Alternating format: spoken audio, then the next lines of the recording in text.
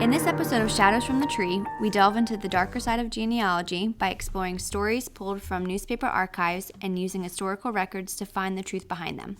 Specifically, this episode focuses on the theme of hoaxes and the impact it had on the lives of those involved.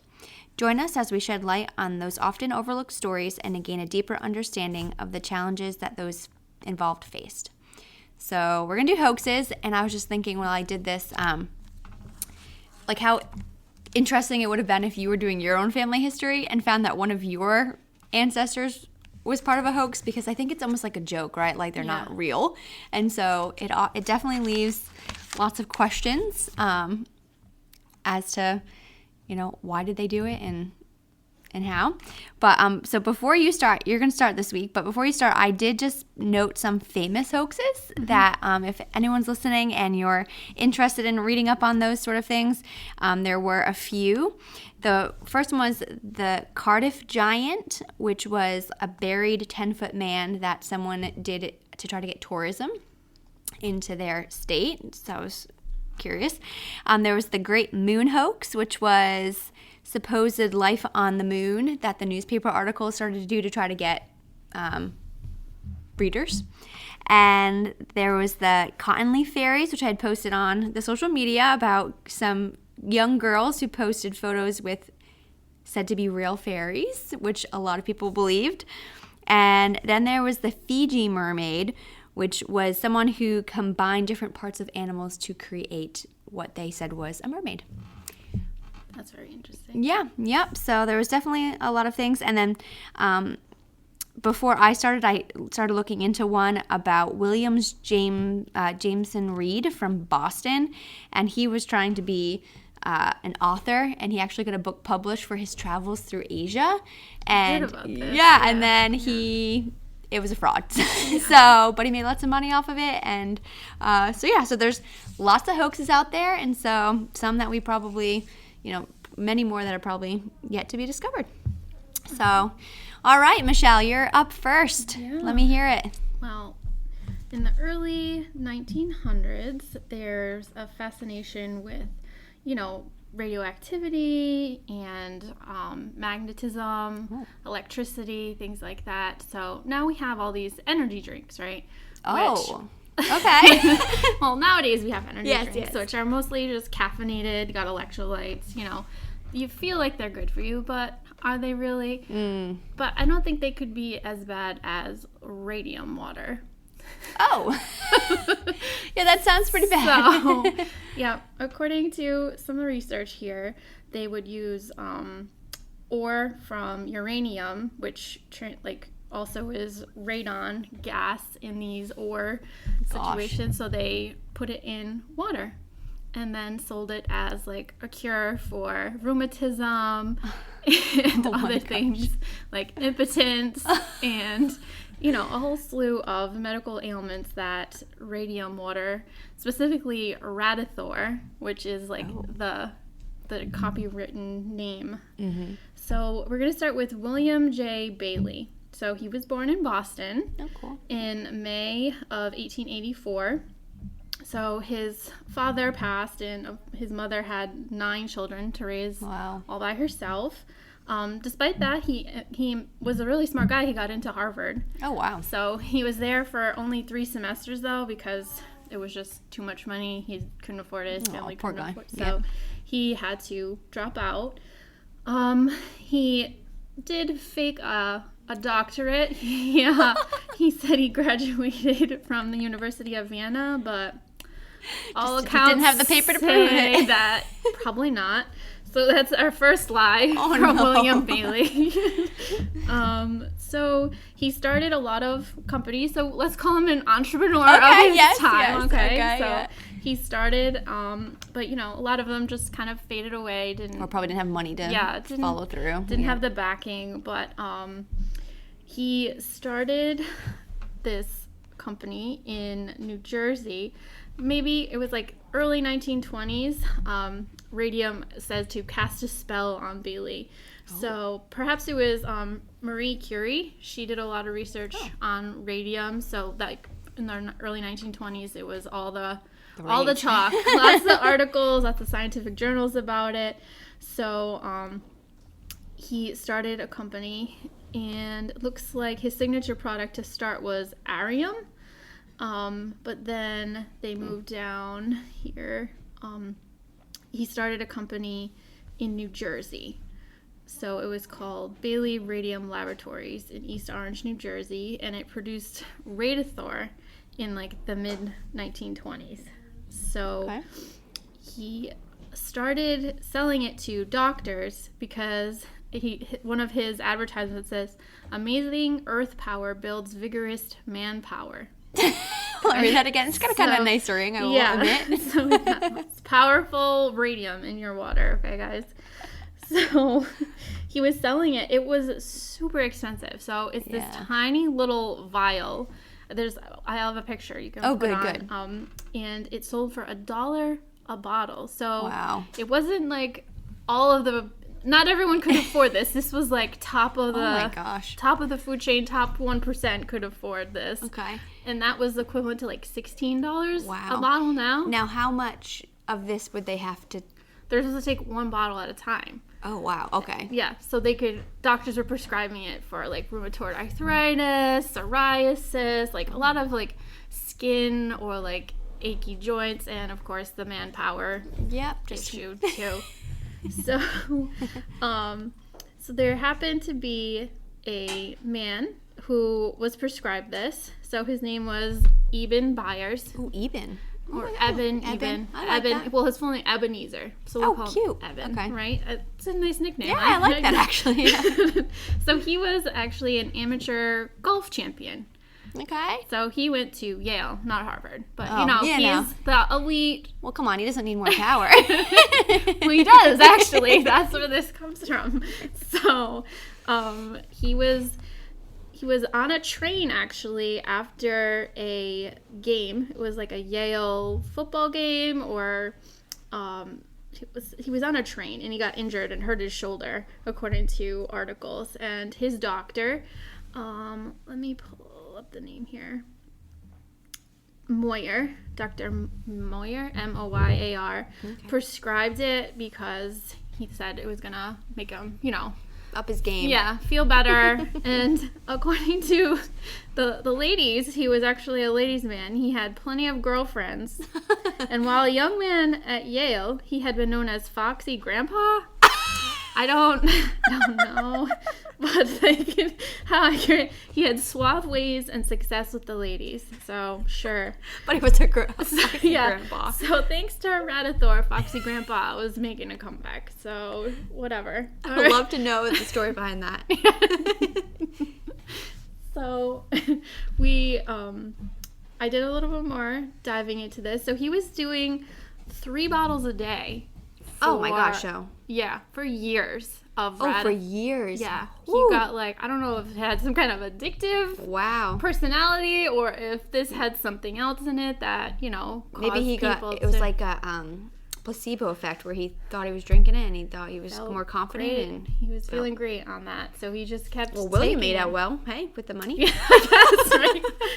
He only needed one. And Dr. Moyer got 1/6. He got kickbacks. Oh, so of course the doctor was kept prescribing. It's good cycle going on there. But unfortunately, due to the excess use of it, he started getting jaw problems, and due to like osteogen, like all of his bones were just falling apart, especially in his jaw. Wow. And he ended up having like part of his jaw removed. Oh my gosh. And then like his autopsy and all this, they were saying, oh no, it was other ailments and blah blah blah. But the physicians are like saying no, it wasn't from blood diseases or whatever his original doctor was saying, because they were denying that there was any kind of actual issue with the radium water. So they did put him in a lead encased coffin because of the levels of so you went to that measure. Yeah So they buried him in lead because they didn't want his that is insane. Yeah. I've never heard of that. Radioactivity was, and then they actually exhumed his body in the 60s and did studies, and he didn't lose any of the radioactivity. Are you serious? Yeah, he's still radioactive, so he's still in a lead situation, buried.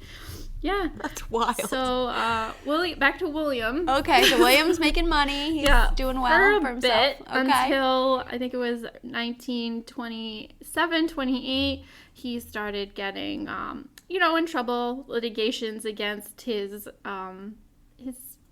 product, his famous product. Yes. So he ended up, shutting that down, and he did start. I have a question, company, and you might not know, but was there any kind of like suing of the company for William after this other guy died? I don't think so. No, yeah. It seemed like there were other, like, just the fact that it wasn't doing what it said. Right. So now in 1937, even after that, he started another company where it was seaweed tablets.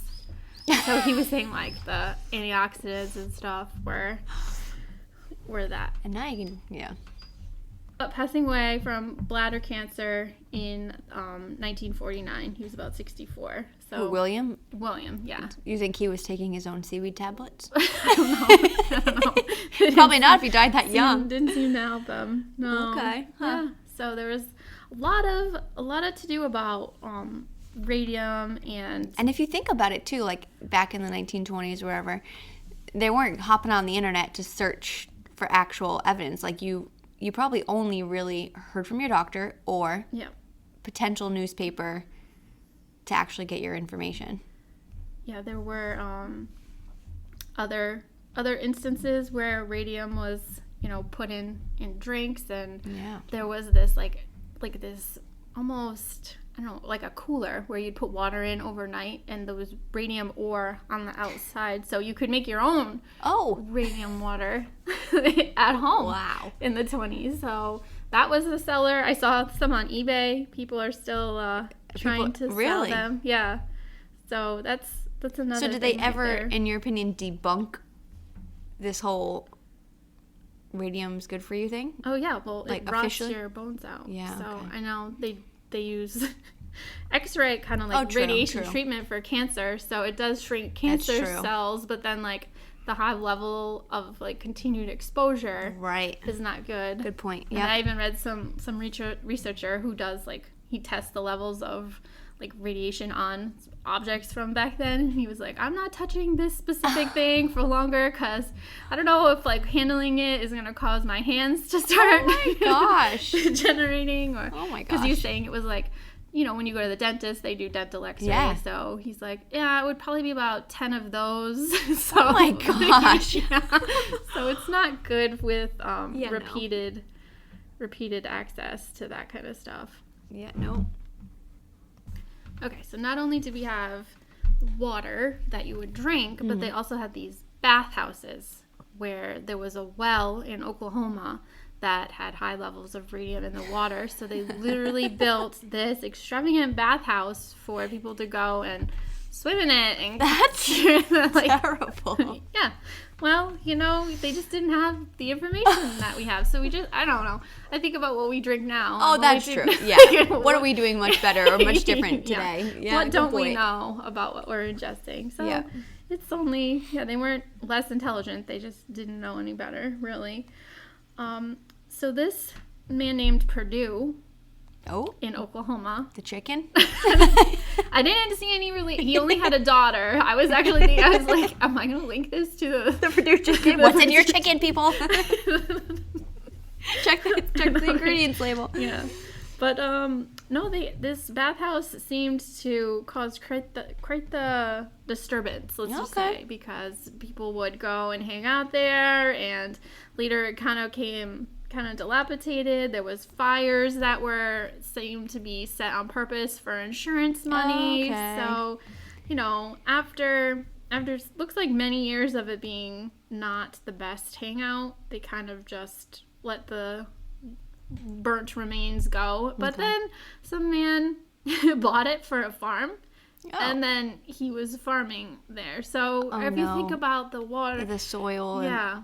And the people in the city were mad when the water was like going into the city itself, because I guess the well wasn't well maintained, and it was pouring into the city or the nearby town, and they said it smelled terrible, and it gave off it had like a gas-ish smell. I was like, that's bad. Yeah, it didn't seem I wonder how people in that town, like, if you look at the censuses of them, did they, a lot of them die young? Because even they say, like, people who have lived close to, like, power lines, right?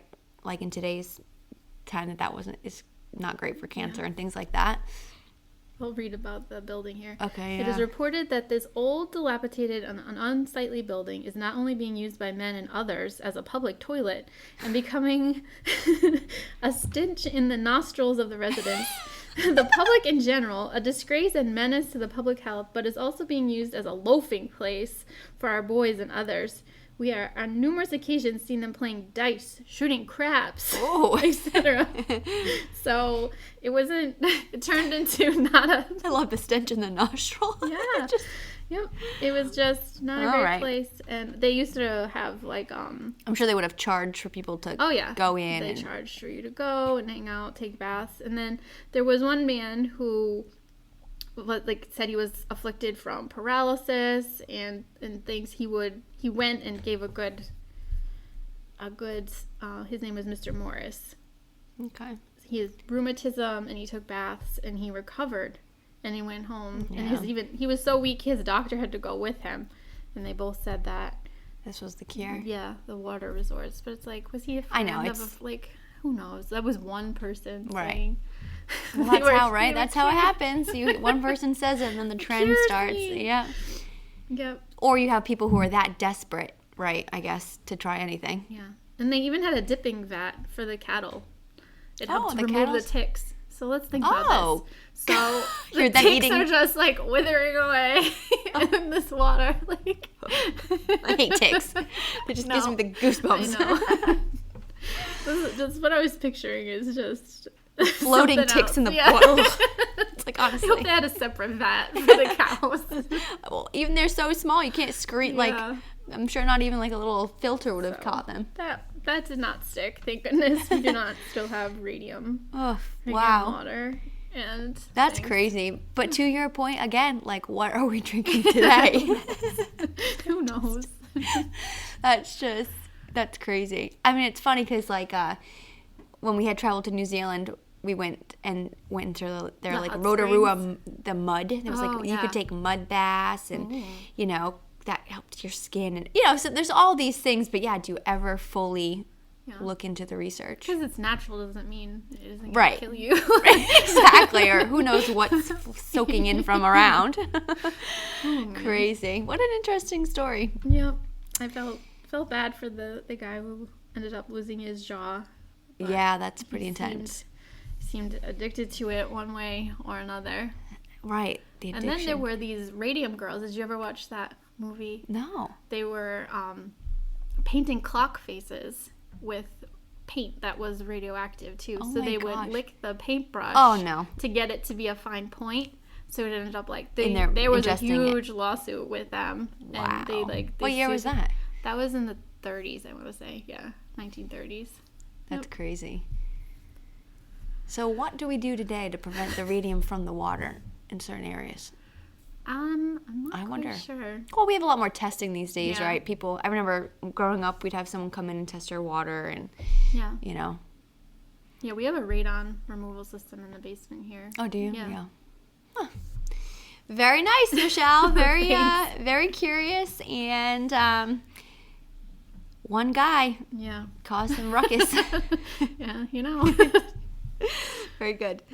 Alrighty, so my hoax that I was trying to discover here left me quite interested, and I still actually have doubts about it. Yeah. So I want to share some information, and I'd love to get your intake. I have a bit of a timeline to go through to help my story along. There's quite a bit of dates that kind of all tie back. And I just want to say the words and see what you think mine might be about. Okay. Doll mother. Doll mother? Take a stab. I don't even know. All right. Was it like a baby modeling? Maybe? Good guess. We'll see. All right. Pageants? That could actually be quite interesting. Okay. I'm going to tell you the name of my story afterwards, but the first date that I have for my main character, her name is Hazel, maiden name Hill, okay? She grew up in Illinois, and in November of 1920, she answered an ad in the Chicago paper for a housekeeper over in West Hammond, Indiana, for a man named Frank McNally. Okay. So at this point in 1920, Frank was divorced and had 2 children. So she quickly responds to the ad. She moves in with him. Wow. Yep, that was. Then in April 1921, she is getting acquainted there. 5 months later, they're married. So they're married in April of 1921. Now, the thing to point out there is there's a big age gap. Oh, of course. So, like a trend. Yes, yeah. So about the time of when my story breaks, which is around 1921, 1922, she's about 26 years old, and there's a big discrepancy with his age. Sometimes he's 44, sometimes he's 55, and many people have even written in the articles that he looks way older than the age that he says he is. Oh, goodness. So there's a discrepancy. I still am trying to track down his birth records, but he looks to be over 50 for sure. So I'll show you a picture of him after. Okay. So they're married, okay? Then in the summer of 1921, they moved to South Bend, specifically Hammond. And this is where they're living, but shortly after, literally a month after, she leaves him. Uh-oh. Supposedly they were having their own kids, or? Well, you'll find out. Okay. So there's disgruntles happening. They didn't seem to have a very good relationship. So she leaves him. So that's September.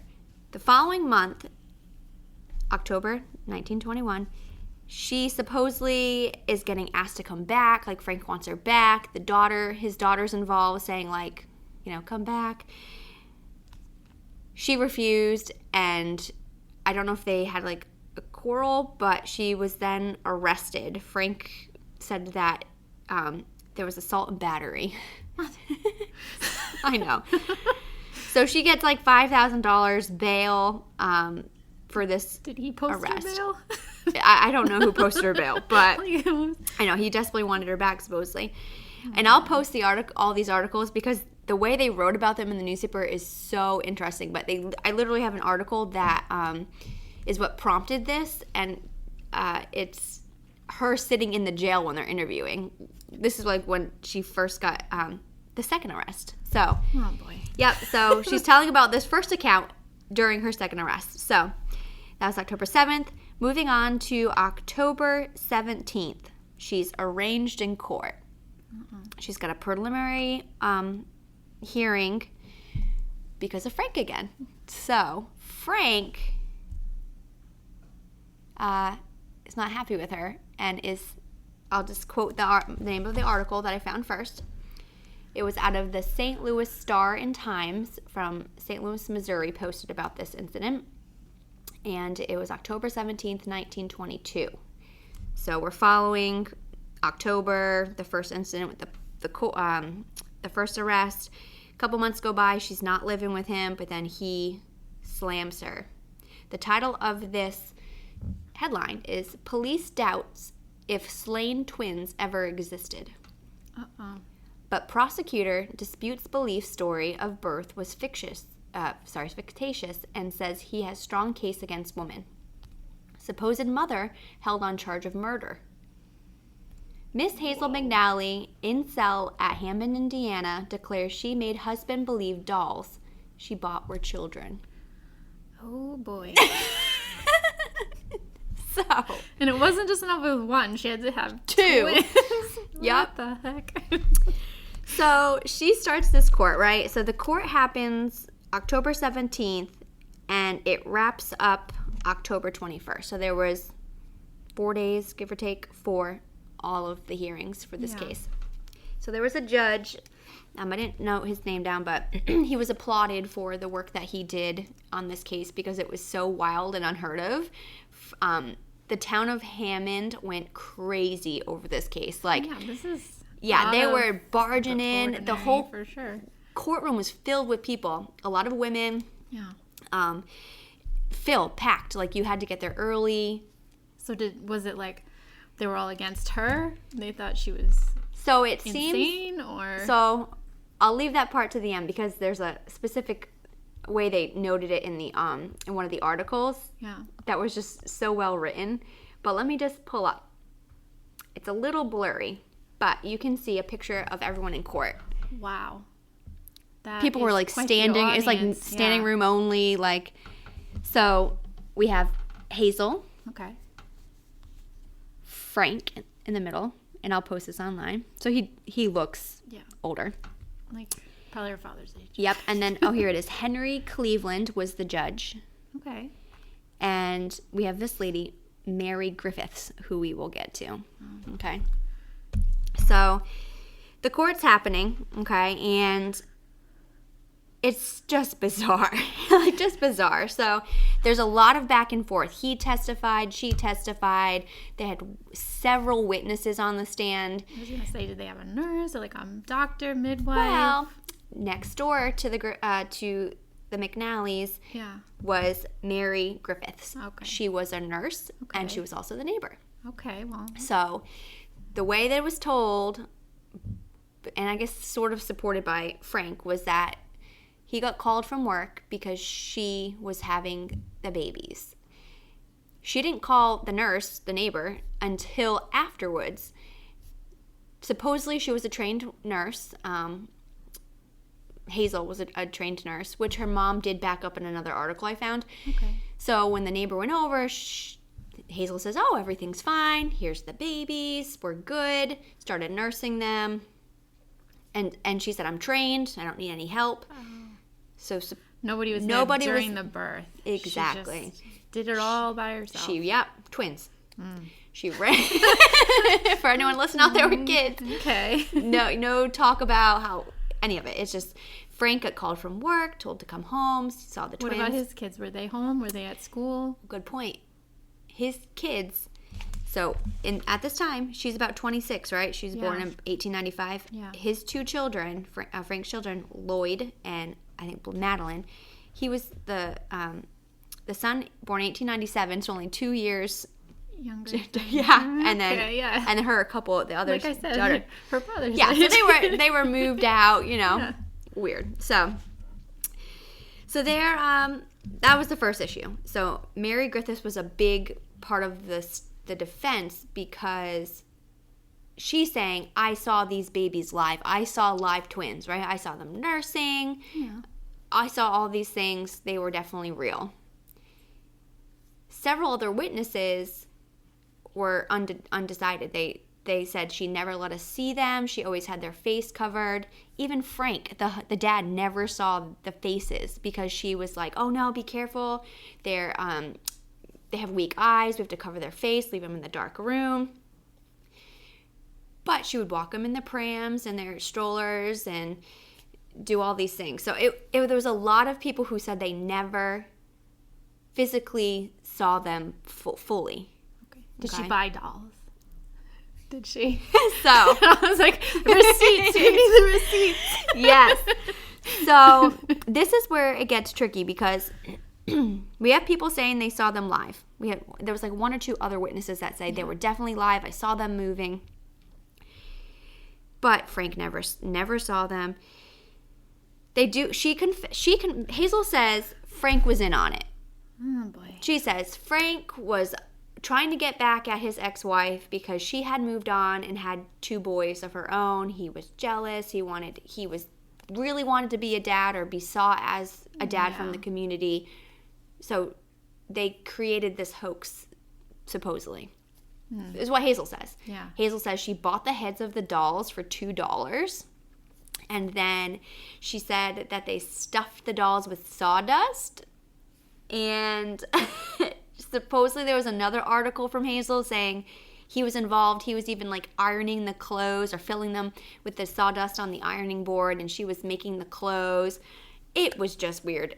She even said that she went out with the Frank's daughter-in-law to Chicago, and they were shopping for a baby because they made it, they said they were having babies. And that's when she, I guess, saw the dolls and then later on went back to buy them. Frank denies that he was part of it, but then in another part, he says he, at one point, believes that they were twins. She had taken them to Chicago to the hospital because they were premature, supposedly. And she thinks that when they returned back is when she swapped it for the dolls, and then supposedly he went along with that. So there really is truly no clarity as to exactly the words that they had. Was he involved? Was he not? It was weird. I tried wrangling through all the mess, but there was a lot of articles. So despite whatever they had arranged or not arranged, she totally is saying it was a hoax. There were going to be, I don't think it actually came to the stand because it was, the case was dismissed before, but they were ready to have a doctor come to the stand that was going to testify that in, let me find the date here, that in 1919, she had an operation that left her unable to have children. Hysterectomy maybe or something, I don't know. So that was her whole thing. I can't have kids. I can't have kids.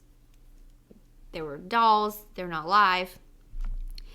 But it gets weird because in a couple articles, they talk about her having a son, Raymond Allen, from a previous marriage. Yeah. One article says he's adopted, but an article coming from her, quoted from her mom, says that it was her first son. And I'm so bothered because this is happening in like 1921, 22. Like I can't look at that 1920 census, right? And then the 1930 is so far that it's like, oh. So there's that weird thing going on.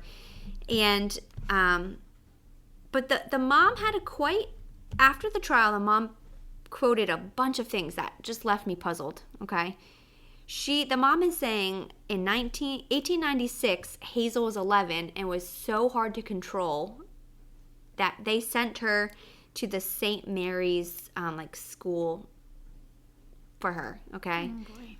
I guess she graduated, and that's when she got married to Frank Allen and then had a son a year later, and the mom was quoted to say, like, I thought she was this was the end of her nuisance, whatever. And it even says from the mom, like, she felt terrible even saying this stuff against her own child, but she said it was true, right? Yeah. So I'm starting to think, because one of the witnesses on the stand was for Hazel, but really I think it could have played opposite. It was a girl from her childhood when she was 16 years old had said her and her mother both said that they had tricked, even her closest friends, she tricked into thinking she was having a baby. So when she was 16 years old. Before? Yes. Oh, boy. Yeah. So, and they get on the stand, they testified that she had a mania for motherhood, that whenever there would be other children, she always would make it believe that they were hers. So they testify against her, and then they even had the police go to the house where they had been living to dig up the yard to look for babies, because Frank's saying they were alive. It's just bizarre. So, but wait, he wanted her back after he knew this already? Yeah, and supposedly, I know, and then supposedly she knew he couldn't have kids. She couldn't have kids. Yeah. I don't know. It's very bizarre. He said, she said, they said. Exactly. And I have articles and articles and articles about this girl and this story. Yeah. And it's all just, sometimes they're contradicting, sometimes, I wish I could, and maybe I could if I did enough digging, like get the actual court records. It would be so interesting to read the transcript from that. Yeah. Because there was one day, I think it was the third day of trial, they had 11 witnesses on the stand. Wow. And they were even prepared to bring her son onto the stand, as well as another childhood friend who could report this motherhood mania. Yeah.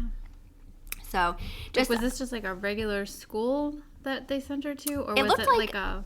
I looked online. School for troubled youth. It looked sort of regular, but like run by nuns.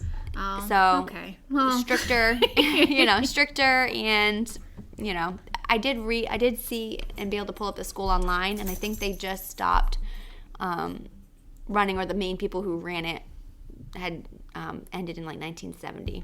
Great. So. Let me just read some of these other the headlines, because I love the headlines. They're just so catchy.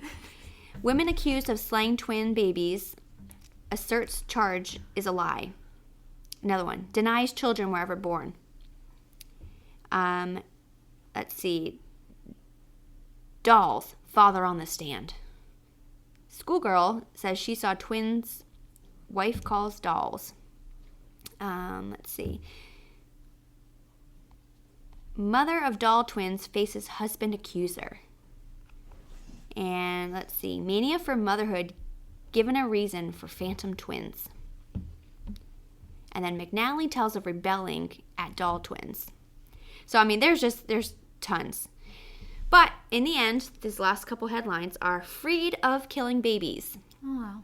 So the judge decided this whole case because there was no evidence of the actual deaths. Like, they weren't being able to produce evidence of death. Anything in the backyard or no. Even there was no record of them being born. Even when Frank said, "Oh, she took him to Chicago to this hospital," there was no record there. Yeah. So I don't know. I'm just curious, because if she truly did have a kid before, but she had this mania, I think she's a pathological liar.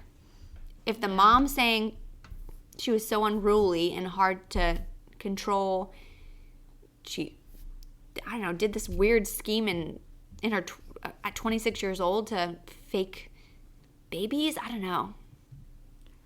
Seems something is off. Yeah, something's definitely off. And like, what happened in her childhood, though? Like, exactly. She might have some kind of trauma, psychiatric issue, but also what kind of trauma led to that? That's so true. Well, Yeah. Did she have any siblings? Like, I know, and I wish I could tell you, because I searched and searched and searched. Like, I spent a lot of time searching because I want to know what happened to Hazel. Right. And I know in this article from her, quoted by her mom, I have her mom's name, Emily Hill. Okay. It even says her grandparents' name, George King, which must be Emily's parents, because she married a Hill. Right. I can't find anything. I have Frank Allen, who was the first husband. Mm-hmm. I can't find anything. It is actually driving me nuts. But I want to know what happened to her. She was a pretty girl. Like here's a nice picture of her as well. I'll post that one. Yeah. But the best part was, and I don't want to leave this part out, was they talk about what it was like to be in the courtroom when the judge said that the case was dismissed.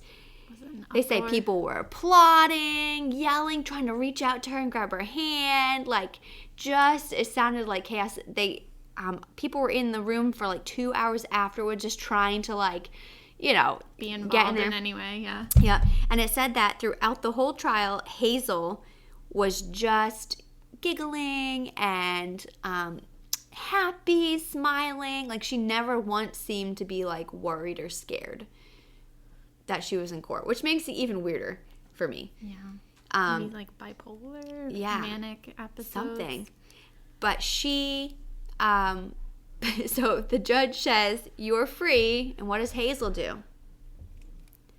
Oh my gosh, faints right on the table. What? For someone who was not worried and giggling, are you fainting because you're dramatic? She seems like quite the character. Yeah, Hazel seems very interesting. And then there's a picture afterwards. These are not the real dolls, but this article was written, let's see, November of 2022. So a month after she was freed. There's a picture of her holding pretend dolls, I guess, to kind of show. Just these dolls look like not real at all. Can you imagine with that amount of hair? I know. Well, like, I know. Well, she covered their face, and actually, and all these things are coming back to me now. Like the neighbor, who was saying they were real, even said at one point she saw like blood coming from the nose, which can supposedly happen if a baby's suffocated. So that's why she thought they were suffocated. I don't know. It was just so weird. But nowadays they have those like baby reborn dolls. I think that's what they're called. They're so real looking. It's so real. Yeah. She could up her game. Like, if she could do that with these things that don't even look like real dolls, can you imagine? So I'm going to post, there's a lot of good detail in my story, and so I definitely didn't do it justice, and so I'll post a lot of some of the clippings that were just so well written. But I did find out more about Frank. So about 5 months after the trial, she was trying to divorce him. She kept on saying, that's it. As soon as this is done, I'm suing for divorce, suing for false arrest. He died 5 months later. Oh. He died, 5 months after the trial had ended, of pneumonia. Oh. In his poor obituary, father of McNally Sawdust twins is pneumonia victim. That's it? That's it. And it just talks about the case, really. But in his obituary, it says he's 44. Which I'm sorry, it does not look 44. We gotta find his birth record. Yeah, I'm gotta search for it. And there are some censuses, so I just gotta go back and do a little bit more digging. But he does not look 44. And it pretty much just talks about the court case. Doesn't mention like his kids or anything like that. Just there's a little picture of him from the court. Yeah.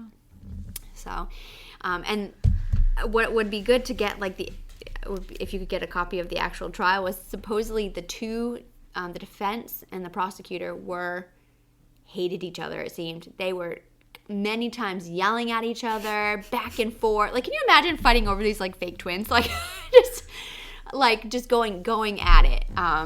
Real life so even more entertaining of a trial. But yeah, that was... That's a very interesting one. Yeah, here's another picture of them in court. Like, she's, like, looking right at the camera. It's just interesting. Yeah, she's like zoned in on the camera. Yeah. So, she's sitting not that far away. Like, there's her lawyer, and there's the person representing her, and then here's the husband. Yeah. So, there's probably not anyone really alive still who would have been in the courtroom, but I would have loved to hear their reaction to what that was like. Oof. And I just can't believe she convinced some people, and it actually went to court. It's pretty messed up. Yeah, so I will be doing more. I will look into this more because there's some unanswered questions. So if anyone knows of the Hill family with a mom, Emily, her father, George, Hazel, even a Raymond Allen who would have had a father, Frank, like, I need more details. Yes, so let us know. Awesome. Well, thank you. As always, if you have anything in your family that's interesting like this, we want to know so we could share it. And thanks for listening. Join us next time. Bye.